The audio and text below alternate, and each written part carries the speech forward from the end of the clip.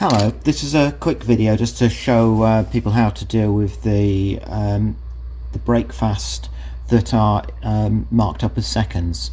Now, the history behind the Brakefast, which are, as I say, marked up as seconds, is that they're actually the first batch of the Brakefast that were produced, and it was seen there was a problem. Now, the problem is that the spoke holes are actually behind where the brake mount is, so you can't actually put the spokes in that spoke hole without doing something slightly different. So there are two methods to deal with this.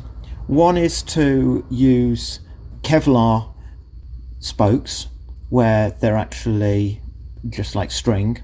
So that's one solution. Second solution is actually use an L bend on a spoke. So if you get your spoke that is about 15 millimeters longer than you require, and I've got a end of a spoke here to sort of show you what we're doing here. So you've got your spoke, obviously threaded end here and a blank end here. So if you bend the spoke so that you have do it a little bit more, so you actually have an L shape on it, you'll then find that you can put it through the spoke hole, and you then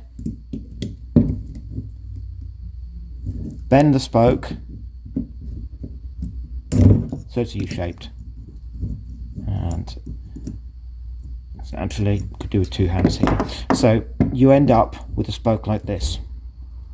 It's not a problem strength wise. It doesn't come loose. You need to be a little bit careful when you're bending the spoke against the flange that you don't put pressure on the flange. You want to keep the pressure on the spoke as you're putting it together. Hopefully that helps with building the wheels up. You only need to do it on 4 spokes, I believe. You'll find that all the other spokes go in perfectly okay. So it's just those 4 spokes that you'll need to do an L to your spoke to get it to work.